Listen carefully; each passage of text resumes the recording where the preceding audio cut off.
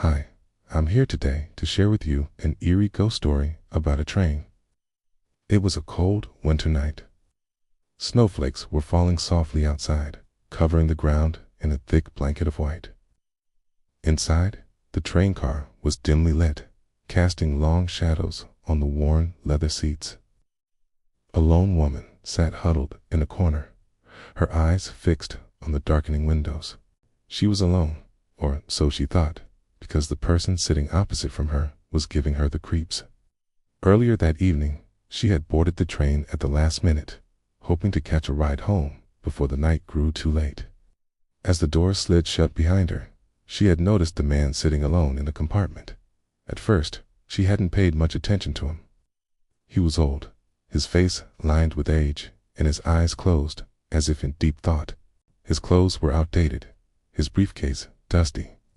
It seemed like he was a relic of a bygone era, a living fossil in a world that was rapidly changing around him.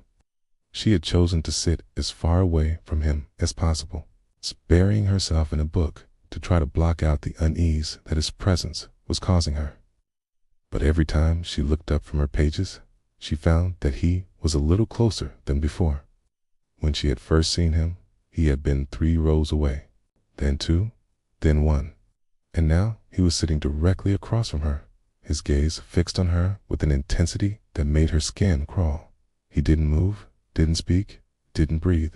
It was as if he was carved from stone, a gargoyle come to life. Fear coiled in her stomach, squeezing tight. She tried to shake it off. Surely there was a rational explanation for his behavior. Maybe he was a person with a condition that made him stare intensely.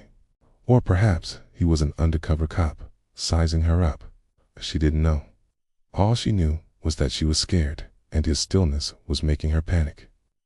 As the train rattled along the tracks, she kept stealing glances at the man. His eyes were still locked on her, and his lips were moving, though she couldn't hear what he was saying. Was he muttering a prayer, a curse?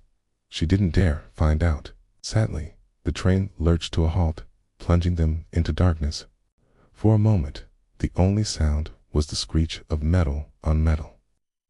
Then the overhead lights flickered back on, revealing the man closer than ever. He was just a few inches away, his eyes wide and his face ashen. His lips were still moving, but now she could see that his mouth was dry and cracked, like he hadn't drunk water in days. Terror gripped her. She scrambled back, knocking over her bag in the process. The man didn't flinch, didn't make a sound. He just kept staring at her, his eyes boring into her soul. Adrenaline surged through her veins. She had to get away from him. She needed help. She ran to the conductor's compartment, her heart pounding in her chest. She burst through the door, gasping for breath, and found a kind-faced older man in uniform. "Help me," she cried, her voice shaking. "The man, he's dead, I think." The conductor's eyebrows furrowed with concern. "What do you mean?" he asked, his voice calm and soothing. "I saw him sitting there, eyes closed.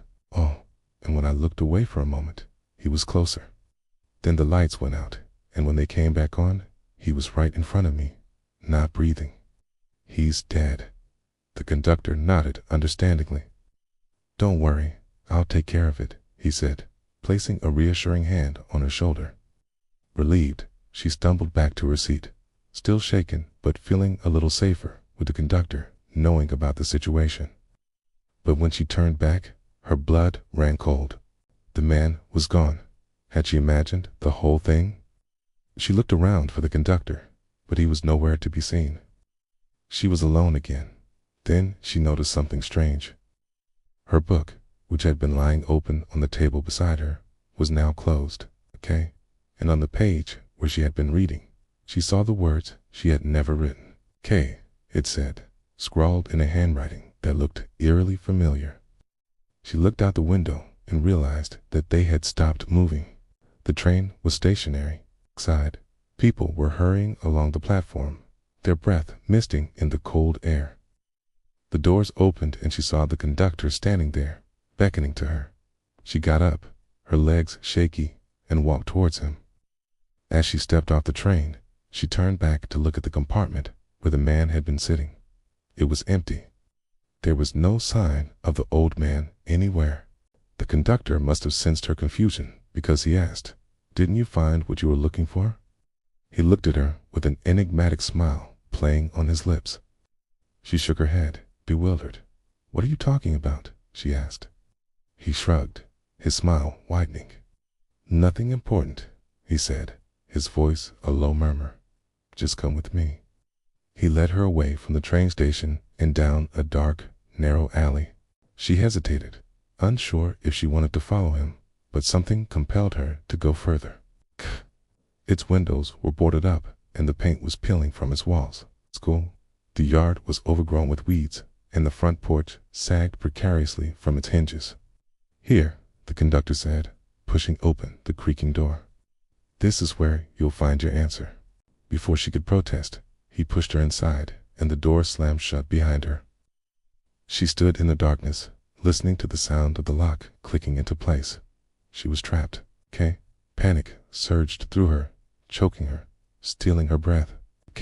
She stumbled back, her hand brushing against something solid. She screamed, her voice echoing in the cavernous space. Then she felt a cold, bony finger curl around her arm. She whirled around, her eyes wide with terror, and came face to face with the dead man from the train. His skin was as white as snow, his eyes hollow pits of darkness. A smile stretched across his face, revealing teeth that were long and sharp like fangs. He leaned closer, his rotting breath washing over her, and whispered, "You're mine now." She screamed again, this time louder, more desperate, and ran to the door. She pounded on it with her fists, her nails digging into the wood, but it wouldn't budge. She was trapped in the house with the vampire. The dead man approached her, his eyes gleaming with malevolent joy. She knew she was doomed. The last thing she saw before the darkness consumed her was the conductor standing in the doorway, watching with amusement.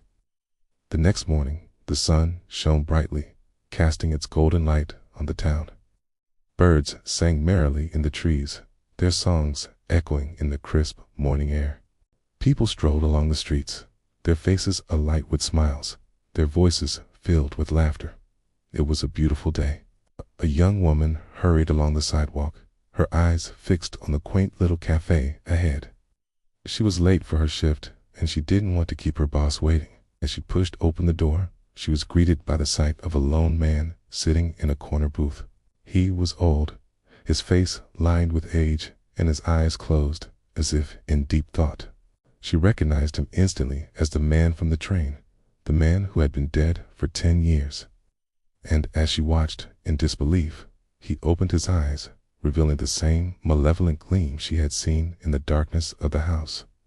He smiled at her, a slow, predatory grin that sent chills down her spine. And in that moment, she knew she wasn't just serving coffee.